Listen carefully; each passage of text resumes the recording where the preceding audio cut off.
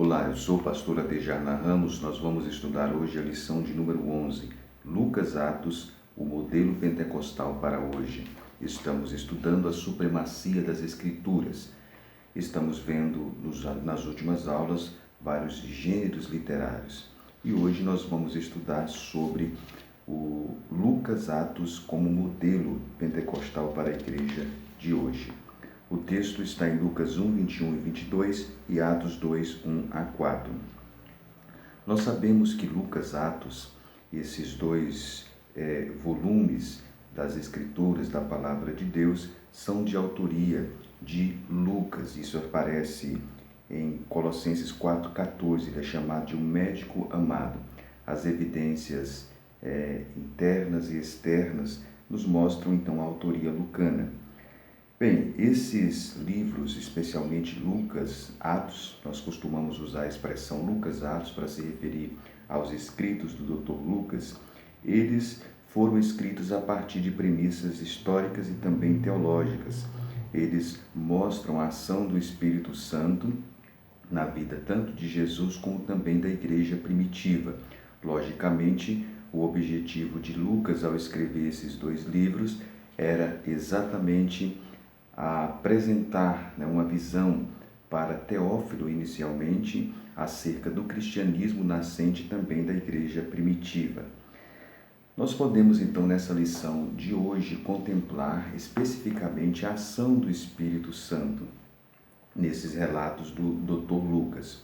Na primeira parte do nosso comentário, nós temos o Evangelho de Lucas, o Espírito Santo do ministério de Cristo. Uma das ênfases dada por Lucas, o leitor ele pode observar lendo o Evangelho de Lucas, ele vê naquele Evangelho o Dr. Lucas registrando a vida e a obra do Senhor Jesus Cristo. Inclusive, ele é um dos evangelistas que mais enfatiza o nascimento de Jesus, a infância de Jesus, e ele descreve o ministério também de Jesus, como os demais evangelistas, até a sua morte e ressurreição. Mas, desde o período do nascimento de Jesus, ele destaca o papel do Espírito Santo. É um dos evangelistas que mais cita a pessoa do Espírito Santo. Nós já vimos a ação do Espírito Santo no precursor de Jesus, que foi João Batista. Nós vimos a ação do Espírito Santo na vida de Isabel e de Zacarias, também na concepção virginal de Jesus, pois o texto diz que iria descer sobre Maria a sombra do Espírito Santo. Também na vida de Simeão, quando ele recebe o menino, ele é instruído pelo Espírito Santo a ir ao templo e ele conhece o Messias antes de morrer. E também vemos a ação do Espírito Santo em Lucas 3:16, o poder de Cristo em batizar com o Espírito Santo e com fogo. Então a gente vê aí no Evangelho de Lucas a ação do Espírito Santo descrito várias vezes. O Espírito Santo também se manifestou ali por ocasião do batismo de Cristo. O autor dá ênfase quando a voz falou do céu, tu és meu filho amado, e o Espírito Santo naquele momento apareceu em forma corpórea de uma pomba. Então nesse momento estavam as três pessoas da Trindade ali por ocasião do batismo de Jesus. Isso seria então uma confirmação pública de que Jesus era o Messias. Por ocasião da tentação de Cristo, Jesus foi conduzido ao deserto, foi tentado pelo diabo e ele obteve vitória pelo poder do Espírito Santo. Lucas registra isso em Lucas 4, versículo 4, 8, 12 e 13. Também vemos a ação do Espírito Santo durante o ministério público e terreno do Senhor Jesus.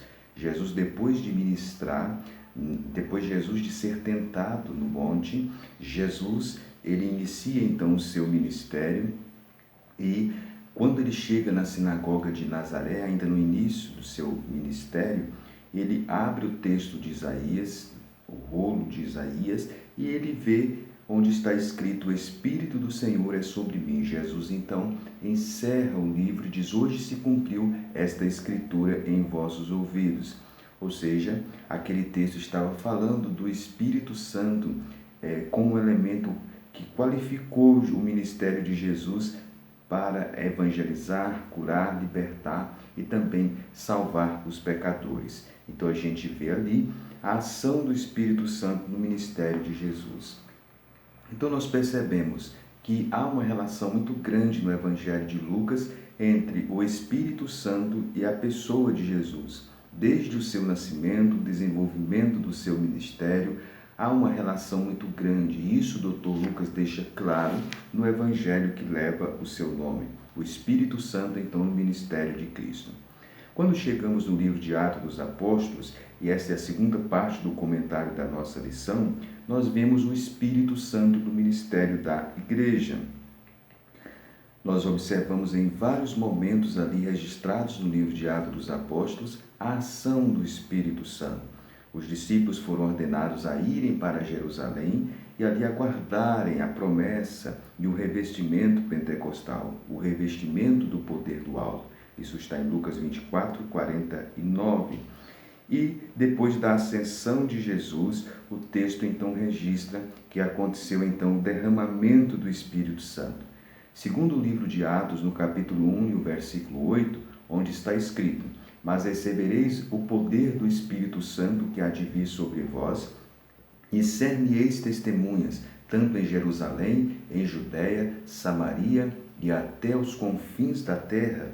Nós percebemos então ali, em Atos 1:8, os discípulos então sendo revestidos de poder, sendo a promessa do revestimento de poder, com o objetivo deles evangelizarem. Ali a gente já vê o elemento de capacitação. Recebereis poder e ser-me-eis testemunhas. Há uma relação entre receber poder e ser testemunha de Jesus. Então nós já observamos ali o derramamento do Espírito Santo como a capacitação necessária para a obra de evangelização. Então você pode observar que desde o início da igreja nós observamos a ação do Espírito Santo capacitando a igreja para o desenvolvimento do seu trabalho, para continuar a obra de Jesus aqui na terra. Bem, a promessa foi cumprida então no dia de Pentecostes, a promessa do derramamento do Espírito Santo, que tinha sido prevista por Joel. Pedro citou essa profecia no seu sermão do Pentecostes e ali cumpriu-se então o derramamento do Espírito Santo. Foi um fenômeno, um som como de um vento, as línguas como de um fogo, e naquele momento então aconteceu o derramamento inicial de forma marcante, como um evento histórico na igreja primitiva. A partir de então nós temos a descrição de Lucas da expansão do Evangelho no mundo antigo.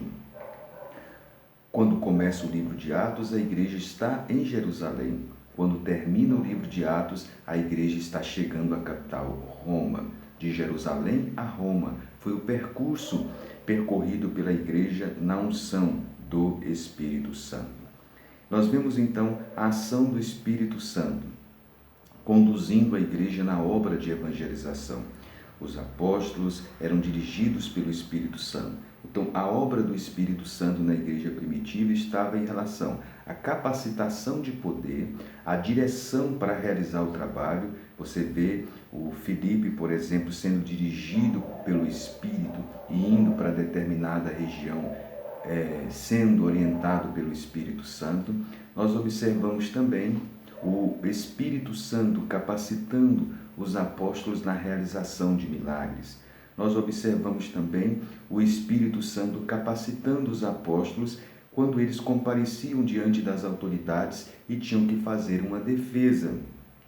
Alguns momentos aconteceu no livro de Atos dos Apóstolos. Nós observamos também o Espírito Santo, eles agindo na direção das igrejas, na tomada de decisões administrativas, como por exemplo em Atos 6. Então, a ação do Espírito Santo na igreja primitiva, a ação do Espírito Santo na igreja de Antioquia, em Atos 13, nós observamos o Espírito Santo falando: apartai-me a Barnabé e a Saulo para a obra que os tenho chamado. Era o Espírito Santo conduzindo a obra missionária da igreja primitiva. Então nós vemos aí no livro de Atos dos Apóstolos a ação do Espírito Santo, a presença do Espírito Santo. Em Atos 4:31, diz o texto que eles, tendo orado, moveu-se o lugar em que estavam reunidos, e todos foram cheios do Espírito Santo e anunciavam com ousadia a palavra de Deus. Então, uma coisa que nós observamos claramente no livro de Atos dos Apóstolos é que o Espírito Santo ele se manifestou como um elemento capacitador da igreja. É essa a ênfase de Lucas no Atos dos Apóstolos. O Espírito Santo capacitou a igreja, capacitou para ser testemunha, capacitou para realizar a obra missionária, cumprir o programa missionário, capacitou para tomar decisões administrativas, capacitou a igreja para fazer defesa diante dos tribunais. O Espírito Santo como elemento capacitador é uma ênfase de Lucas no livro de Atos dos Apóstolos. Em seguida, o comentarista, na terceira parte do nosso comentário, ele comenta sobre um modelo pentecostal para a igreja de hoje. O revestimento do poder do alto. Jesus tinha falado que ficai na cidade de Jerusalém até que do alto sejais revestidos do poder. E isso cumpriu-se em Atos, no capítulo de número 2. Nós observamos então ali no Pentecoste o cumprimento então desse derramamento do Espírito Santo, mas nós observamos em João 20:22 que os discípulos então eles já tinham o Espírito Santo. E o Espírito Santo veio como elemento de revestimento e capacitação no livro de Atos dos Apóstolos e deu vigor então para eles realizar então a tarefa que lhes fora confiado. Há uma distinção, portanto, entre a regeneração e o batismo com o Espírito Santo com evidência de línguas. O novo nascimento, em alguns momentos, pode acontecer simultaneamente, mas é distinto. Os discípulos no dia de Pentecostes já tinham sido regenerados. João 20:22. Toda pessoa salva em Jesus, ele recebe o Espírito Santo no momento da conversão. Mas o batismo com o Espírito Santo com evidência de língua, ele é distinto. Em 1 Coríntios 12:20, quando fala do batismo em um Espírito, o batismo em um Espírito acontece no momento da conversão. Mas o batismo no Espírito Santo como revestimento, ele é distinto. Então nós acreditamos que o batismo de 1 Coríntios 12:20 é a introdução do crente no corpo de Cristo. E o batismo no Espírito Santo com evidência de línguas é a capacitação do cristão para tornar-se uma testemunha eficaz de Jesus. Isso então é o poder para realizar então a obra de pregação, de expansão do Evangelho segundo Atos capítulo 1 e o versículo 8. No dia de Pentecostes, a evidência do revestimento pentecostal foram as línguas. As línguas aconteceram no Pentecostes, as línguas aconteceram em Atos 10:46, o centurião e a família falaram línguas. Em Atos 19 também falaram em línguas, lá em Éfeso. Então, as línguas é a evidência inicial no Espírito, do batismo no Espírito Santo. Isso tornou-se evidência no livro de Atos dos Apóstolos. E segundo a Bíblia, 1 Coríntios 13, versículo 8 a 10, as línguas só vão cessar por ocasião da vinda de Cristo. Quando vier o que é perfeito, em 1 Coríntios 13, é uma referência à vinda de Jesus. Portanto, as línguas continuam em evidência nos dias de hoje. Paulo disse em 1 Coríntios 14:39, procurai com zelo profetizar e não proibais falar línguas.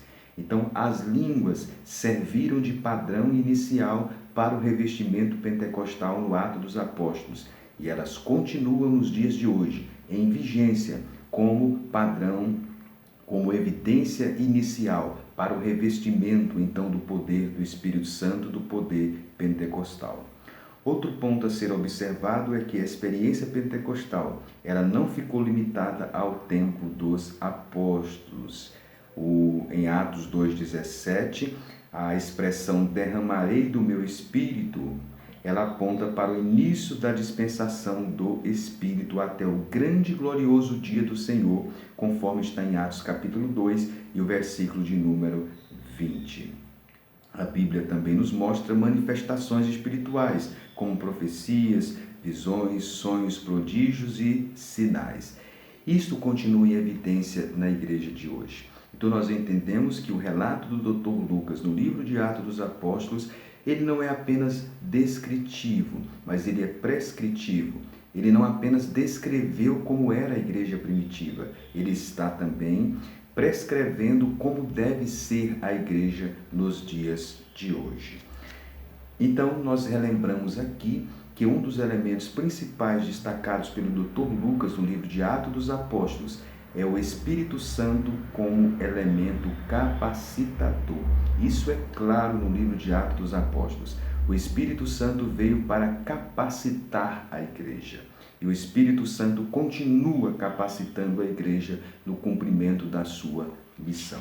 Portanto, o livro de Lucas, Atos, os escritos do Dr. Lucas no Evangelho de Lucas, Atos, continua o modelo para a igreja de hoje. A igreja do Senhor Jesus, a igreja pentecostal, fundada no livro de Atos dos Apóstolos, ela continua seguindo o modelo pentecostal, que foi prescrito, que foi registrado nas Escrituras Sagradas e continua servindo de modelo para nós hoje.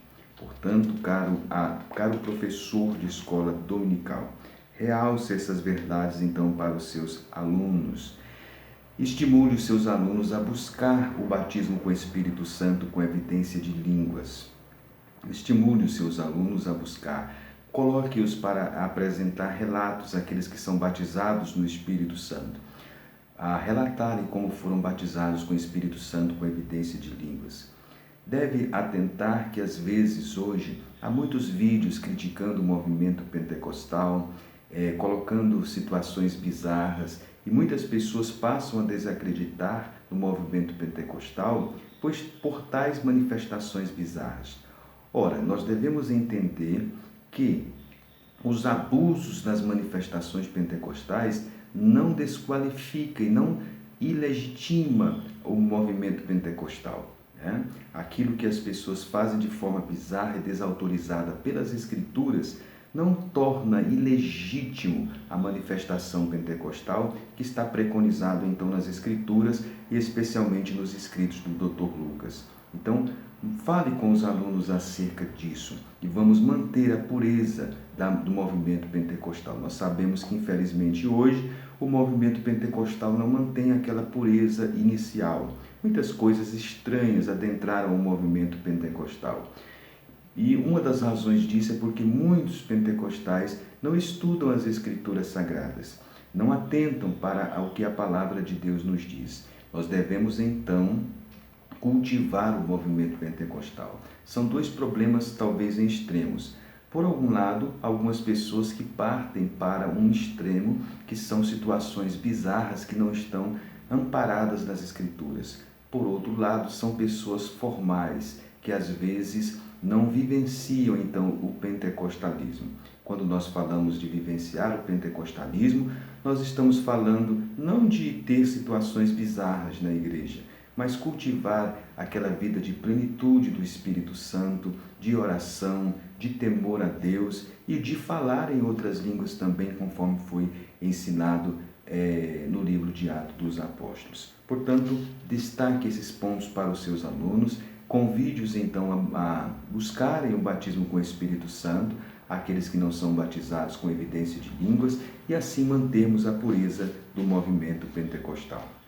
Então, a verdade que torna clara para nós hoje é que Lucas Atos continua sendo o modelo para a igreja de hoje. Que Deus, portanto, o abençoe e que você possa se inscrever aqui neste canal se ainda não é inscrito. Deixe aí o seu like, é a forma que você pode nos ajudar. E nós esperamos você na nossa próxima lição. Até lá, em nome de Jesus.